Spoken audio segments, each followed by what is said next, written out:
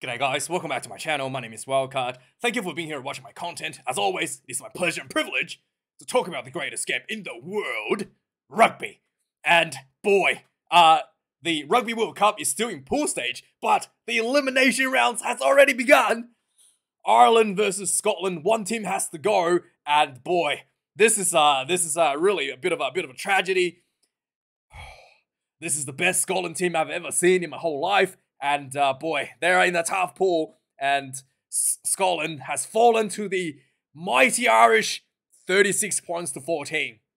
And obviously, this was a statement from the Irish team, and Johnny the King Sexton, believe it or not, has put this game out of reach from Scotland with only 43 minutes. The scoreboard was 31 points to nil, 43 minutes in. 3 minutes into the second half, the job was done, and he was taken off the field. That's how good Johnny Sexton was. And boy, another absolute surgical accuracy performance from Johnny Sexton and his team. The way that Ireland was able to do it, the way Johnny Sexton was able to manipulate the space on the field is just amazing. Amazing. The way he's able to manipulate, right, the forwards to run into the Scottish centres, so then Scotland has to defend with their forwards in wide channels, opening up space for Ireland to go forward, like, with ease. The way that the mismatch is being, like, manipulated by Johnny Sexton is just, like, it's so incredible to watch. And you just look at it, and Ireland's just, every run is just going forward, getting over the advantage line, and suddenly this space out wide. You got forwards left out in open field, and it's try time, baby. 4 tries before halftime, bonus point already in the bag, and it was just so one-sided affair for Ireland. And this Scotland team wasn't bad in any shape or form. Scotland actually threw the kitchen sink at Ireland, and just literally, they, instead of going for the easy points, 3 points, they went for the tries. They went for their set piece. They absolutely belted the Irish defense and was left with nothing.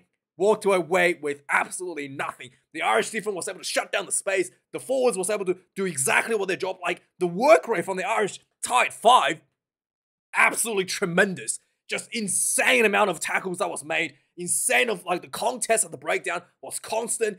Scotland was not able to put their forwards was not able to consistently contest the breakdowns, and was getting turned over in those crucial moments again and again and again. And boy, the one guy I think did really well for Scotland is Pierre Schoeman. He's the only one that was actually, like, trying to counteract the breakdown, slow the ball down. But outside of that, it was almost just a walkover for Irish at the breakdowns, especially in that first half. Just absolutely clinical, absolutely brutal for just upfront battles for both teams.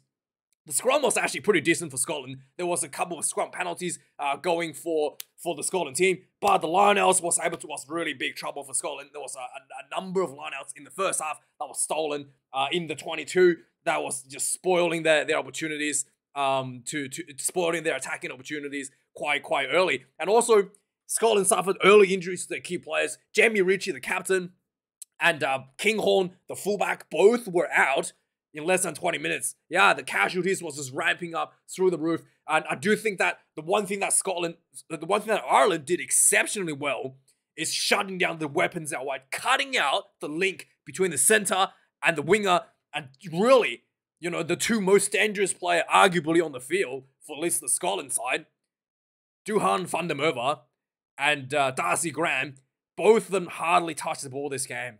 Yeah, and that is due to Ireland's ability to just shut down the center field, cut out, put the pressure on Finn Russell, cut out the pass from the centers out wide, and yeah, both players were not able to get into play. Van der Merwe had to clean out a lot of times because the Scottish forward wasn't getting into the breakdowns fast enough, and Van der Merwe have to, instead of coming in as a winger, to clean out again and again to secure the ball for Scotland, which was something that you don't want to do. And I really felt that, they should have had Van der Merwe and Graham play closer to the 12 instead of staying out wide to just get themselves, a bit of a switch play around the center field get themselves involved more in the plays instead of just being, completely out of action, for most of the game. So that was really disappointing to see. And obviously for Ireland, the big issue is the succession plans for Johnny Sexton. Once the reserves came on, once Crowley came on, the game kind of just went really it was a big noticeable difference between the bench and the starting players. Crowley has a completely different style to Johnny Sexton. He plays more of a traditional, I guess, more of a traditional style that you see nowadays. A kicking game, high balls, and, those contestable high balls from, inside your half into the opposition, just outside opposition 22s sort of plays. He did that a lot. But overall, I thought that, there was, I thought that Johnny Sexton, there's a big gap between Johnny Sexton and and his successors. Yeah, it is what it is. Johnny Sexton is, 38 years of age, has 10 years of experience over Crowley. Only time will tell if Crowley is going to be able to pick up that gap for his team. Now, with that being said, I do think that there's bigger issues in the second half for Ireland that I wanted to address a little bit going into the quarterfinals against the All Blacks, and it's going to be a little bit negative. So if you're an Irish fan, you don't want to hear it, feel free to skip this bit to the next part. There will be timestamps anyway. You can skip to the stats. But yeah, I do think that one of the biggest issues coming off the bench is the lackluster performance of Conor Murray. Yeah. I had a look. Both tries scored by Scotland. Conor Murray was involved, and to some extent, both tries were his defensive errors. And I had a look at him. The speed of the breakdown is significantly lower when Conor Murray was on the field. And I saw some really concerning decision making from Conor Murray. And I literally saw him arguing with Crowley on where the ball should be going, when he should just be doing exactly what Crowley was telling him to do, because Crowley is the fly high. If Crowley tells you to do something, you just do it and make it quick. You don't argue with him. I saw him having a bit of a discussion with him and slowing the ball down even more. And I'm going to show you some frames. And if you don't like that, feel free to skip to the next section. Oh yeah, first up, there was a bit of a controversial early in the game. I think everybody wants to get some clarity. Did Hugo Keenan go out of bounds? Right, let's get that out of the way first. So there was a kick over. Keenan caught the ball near the sideline and he slipped. And it looked like his foot touched the line, but the TMO said there was no conclusive evidence. So let's have a look if the TMO got it right. So here it is. He catches the ball, he slips. His foot's not touching the line here. But, this bit here is very, very close, right? So in my opinion, I think the TMO made the right decision. There is you can clearly still see the white line under his boots, which means his boots are not touching. That's just mud off his boot. The fact that you can still see the white line all the way to the edge means that his boot is not touching the line, which means the referee has made the right decision. It's very, very close. And also the referee need, clear and obvious evidence. And that's very obvious his boot is not touching. So I think that's the right decision, but it was very, very close. There was a lot of confusion, and there was a lot of confusion on the field, but I think everybody wants to just get that clarified and see what exactly happened. Now, let's talk about Conor Murray's performance a little bit. I thought this was really subpar for a test match, and they need to really work on this off the field. So first try was scored. This is I'll actually give Conor Murray a pass for the first try. Is that Ian Henderson? I think is it Ian Henderson? Anyway, I think it was Ian Henderson, that misses this tackle here on Tuipulotu. So then Conor Murray was left with a 2-on-1 position. Tuipulotu obviously makes the pass, draws Conor Murray, and Conor Murray decided to, kind of just dive for the tackle and misses the ankle tap. When this one, his name is Ewan.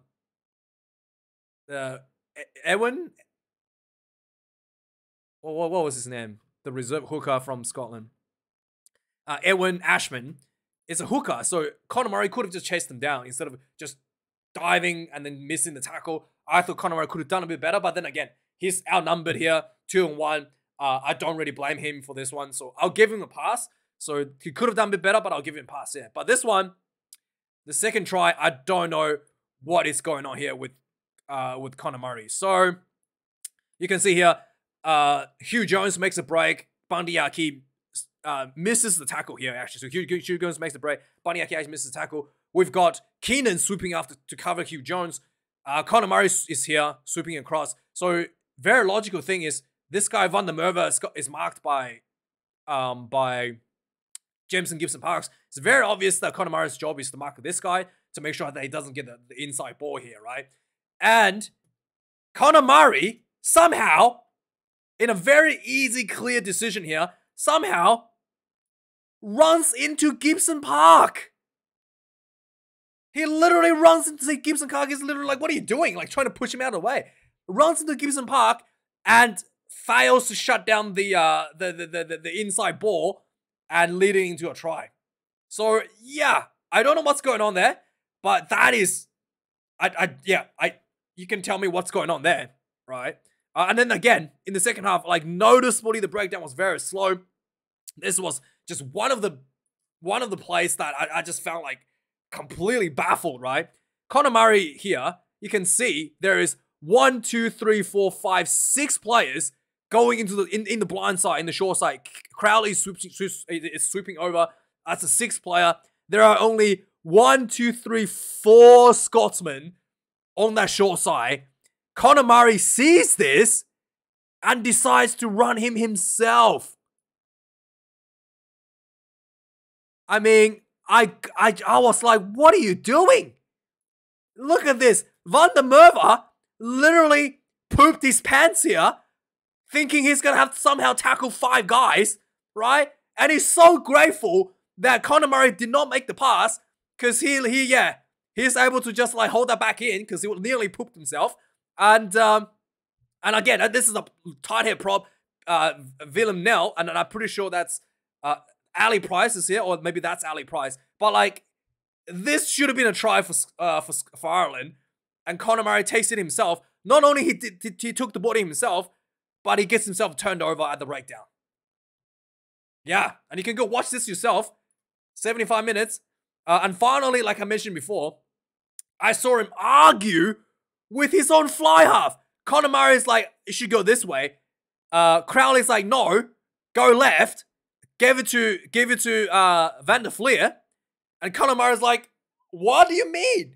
All right. And this argument, right, continued. You can go watch this. Continued for so long, right?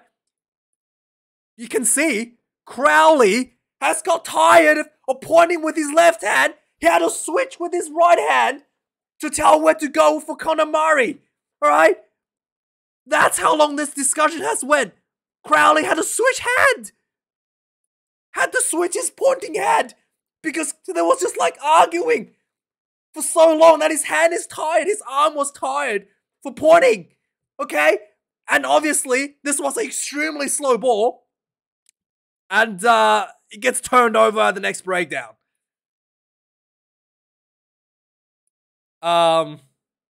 Yeah.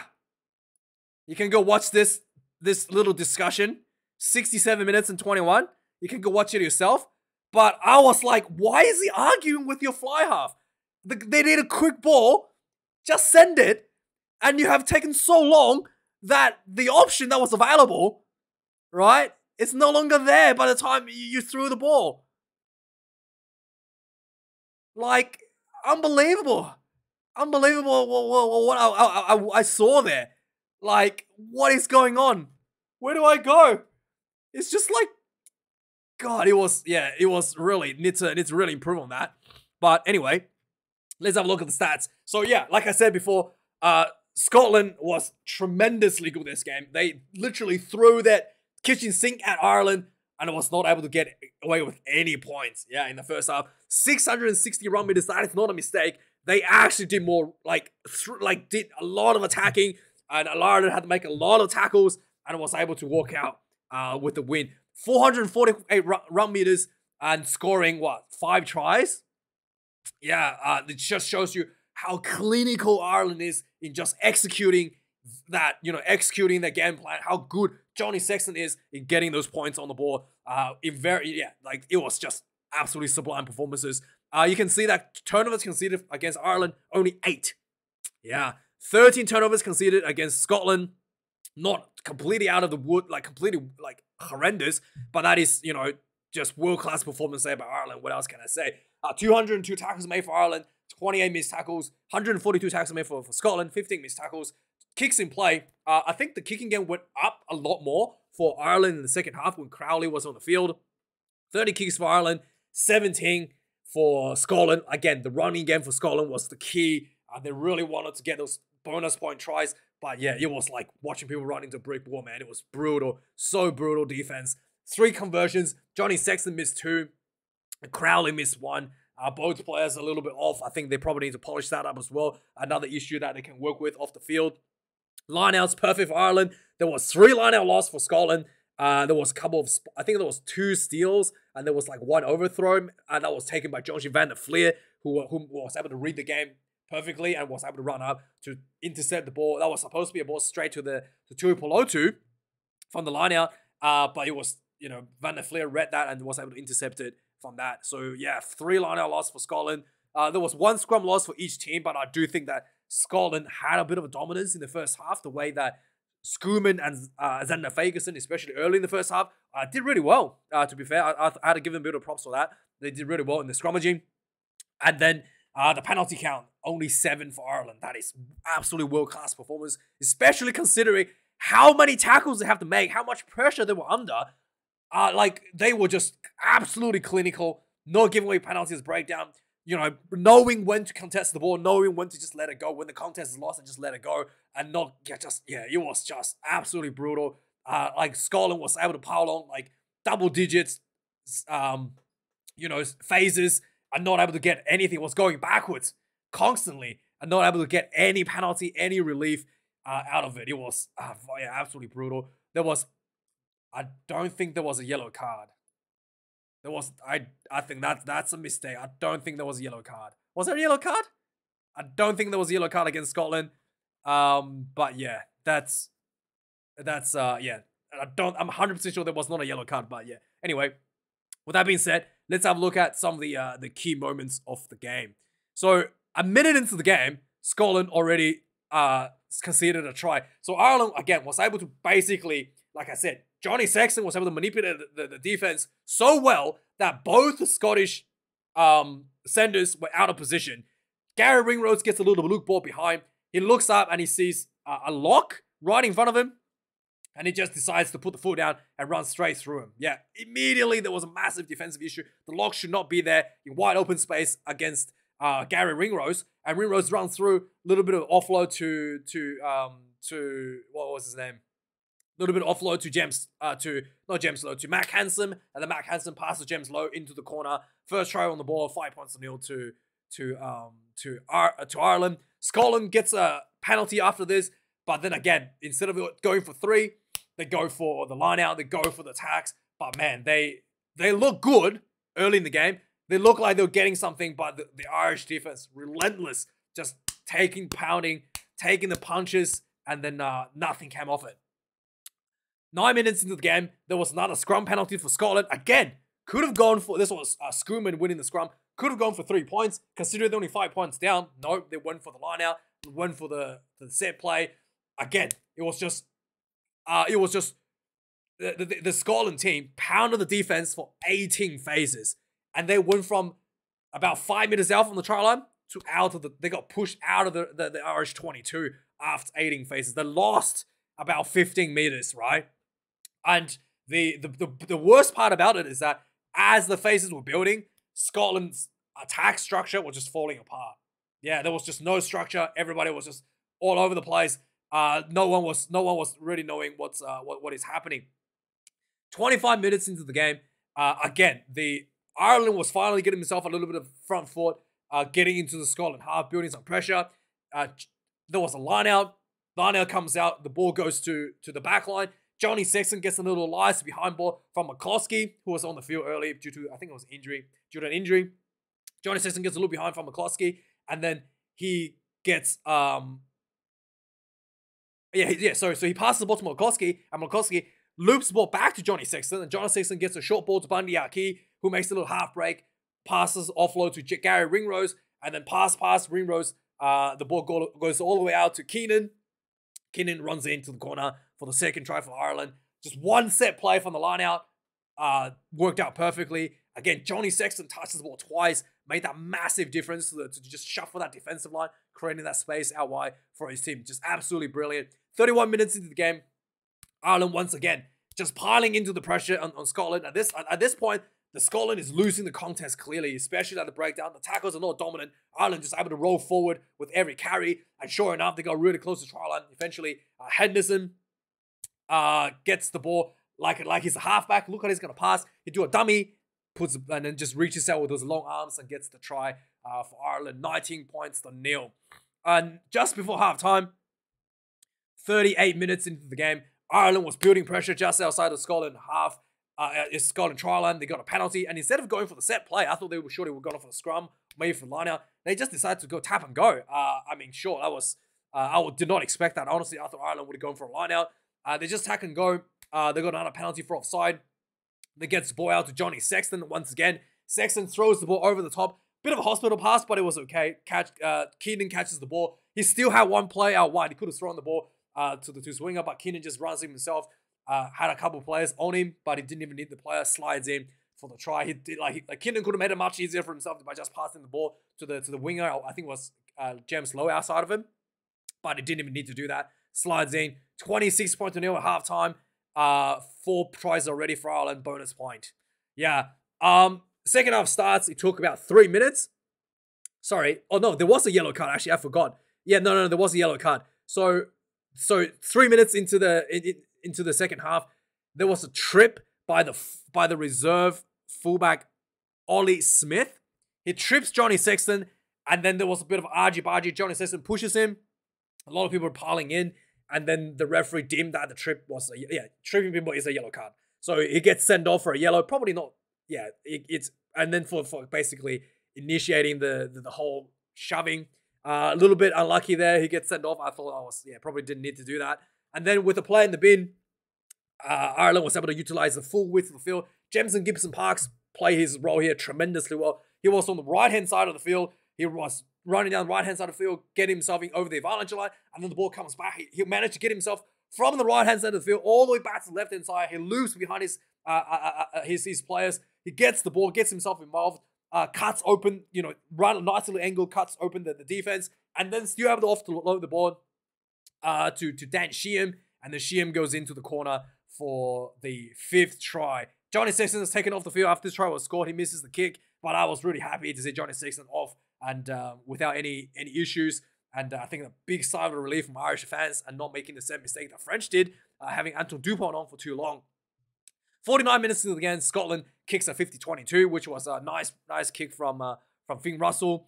There was a offside against Ireland as well. So Scotland tap and go.